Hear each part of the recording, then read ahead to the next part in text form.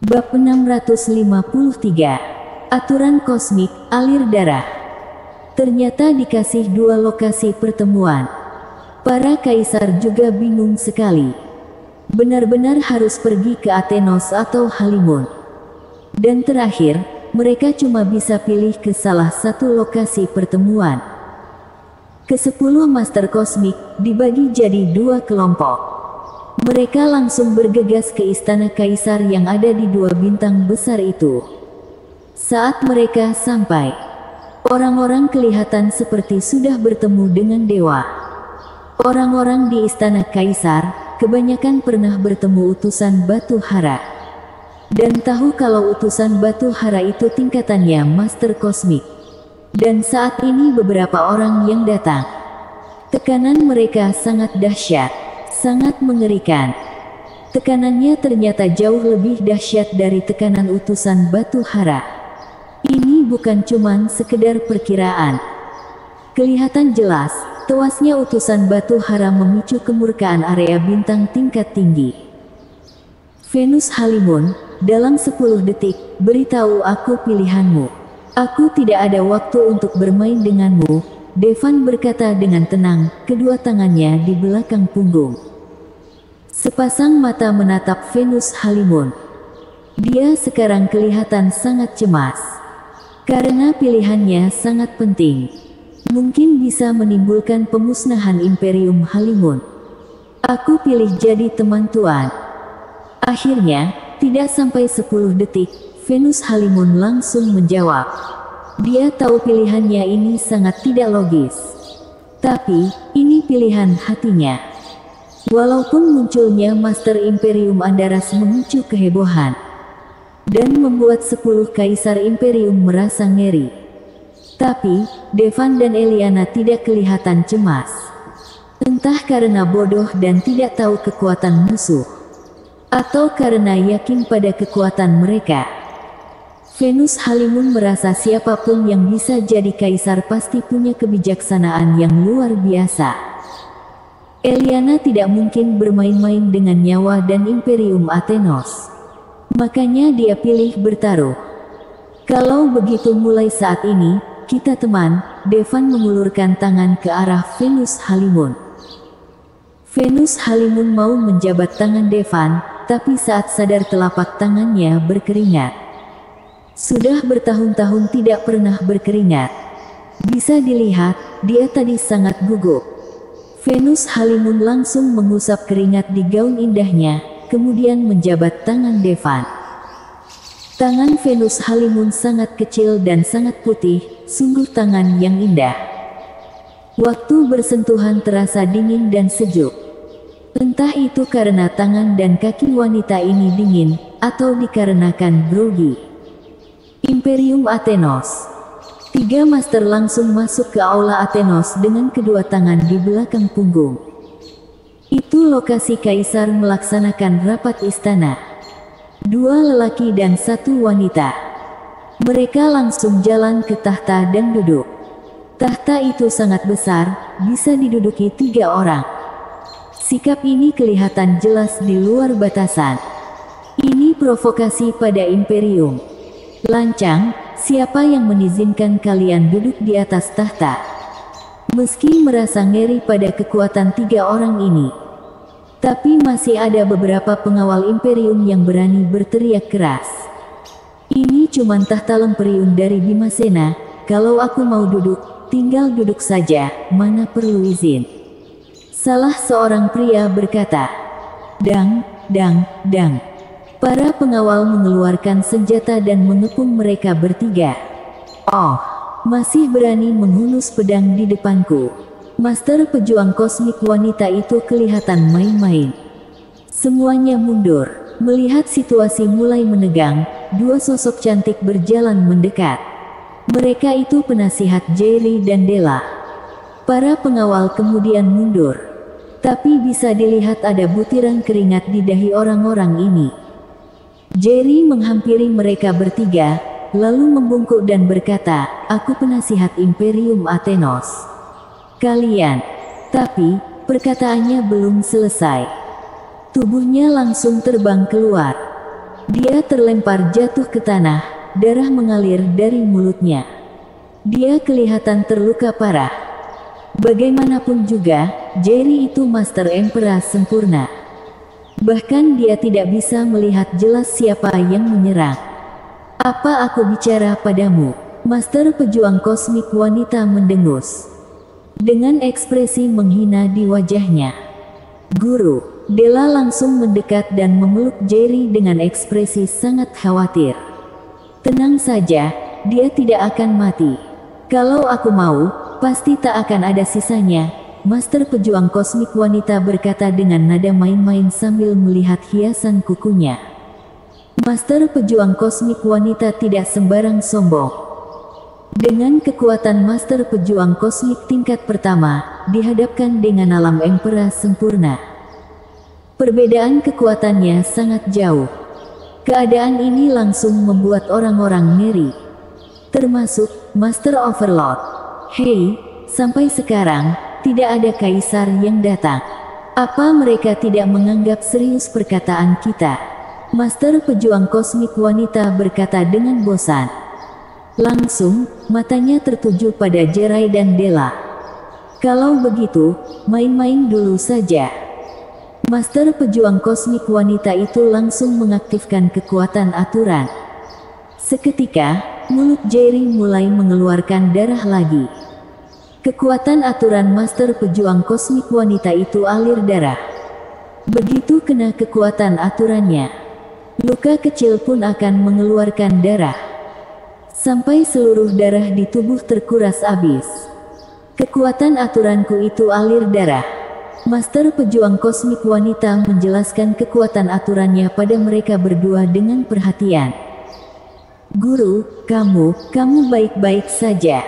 Ekspresi Della kelihatan sangat panik. Luka kecil tidak berhenti mengeluarkan darah. Jerry baru saja kena luka serius, pasti akan bermasalah. Della, kamu. Kemudian, Jerry menunjuk ke kaki Della. Della melihat ke bawah. Kemudian dia melihat gaunnya memerah, ada banyak darah mengalir di kakinya. Apa ini? Bukannya cuma luka yang bakal mengalami pendarahan. Tunggu, pendarahan. Della sepertinya teringat sesuatu. Wanita tidak harus terluka, baru berdarah. Apa dia sesial ini? Tadinya, aturan Master pejuang kosmik wanita ini tidak berefek padanya. Tapi malah datang bulan di saat seperti ini. Aturan alir darah ini sepertinya bukan cuma pendarahan saja, tapi juga meningkatkan pendarahan. Kuharap para kaisar itu bisa muncul sebelum darah kalian mengering. Pejuang kosmik wanita menikmati keindahan kukunya lagi. Banyak darah mengalir keluar dari tubuh dua orang itu. Terutama Della, dia merasa luar biasa malu. Darah keluar seakan pembuluh darah utamanya sudah dipotong. Tak lama, wajah mereka jadi sangat pucat. Wajar saja, kalau darah dalam tubuh seseorang semakin sedikit, maka kecepatan aliran darah akan melambat. Tapi, keduanya jelas merasakan banyak darah mengalir keluar dari tubuh mereka. Tapi aliran pendarahannya masih sama seperti awal. Genangan darah yang besar memenuhi tanah di depan mereka berdua. Keduanya mulai merasa sedang pusing. Meski keduanya Master Emperor, sekalipun 90% darah dalam tubuh hilang, juga tidak akan mati. Tapi kalau semuanya mengalir habis, tetap akan mati. Apalagi Della, terasa semakin menyesakkan. Dia mungkin Master Emperor pertama yang mati karena pendarahan menstruasi. Lebih baik langsung bunuh saja dia. Bersambung.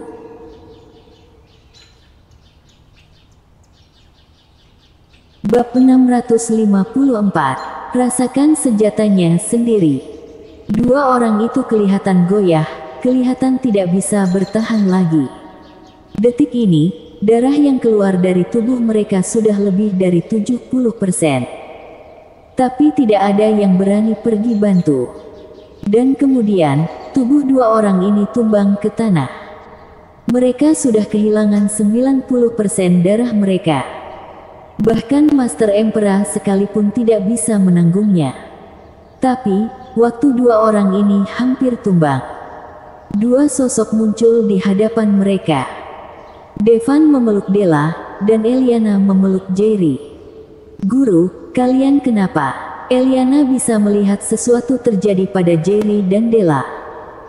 Dia mengeluarkan pil obat, lalu menyuapi Jerry, memasukkan kekuatan ilahi ke dalam tubuh Jerry, dengan harapan bisa menghentikan pendarahan Jerry.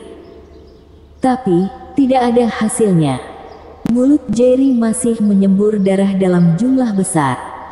Tak lama lagi darah Jerry bakal terkuras habis. Mereka sudah kena aturan alir darahku, darah di tubuh mereka bakal terkuras habis, Master Kosmik wanita menyeringai. Sekarang, darah di tubuh dua orang ini tersisa 5% dan beberapa detik lagi bakal terkuras habis. Walau pendarahan bisa langsung dihentikan, tapi tidak bisa menyelamatkan dua orang ini. Kecuali, darah ini masuk kembali ke dalam tubuh mereka. "Kenapa kamu melakukan ini?" Eliana kelihatan cemas, dia bertanya dengan geram. "Kamu tanya kenapa? Karena ini benar-benar menyenangkan."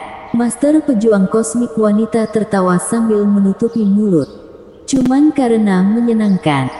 Eliana sesaat teringat dengan ayahnya. Karena bertabrakan dengan binatang asing yang berterbangan, langsung dihajar sampai mati. Hatinya makin marah. Tapi dia tahu yang paling penting menyelamatkan mereka. "Devan, bagaimana ini?" Eliana sangat panik. Tidak ada gunanya. Darah mereka sudah hampir kering. Apalagi dia cuman seorang Master Emperor, bahkan tingkat kosmik pun, kalau di bawah Master Pejuang Kosmik tingkat pertama, pasti bakal mati. Master Pejuang Kosmik wanita mengatakan dengan nada main-main.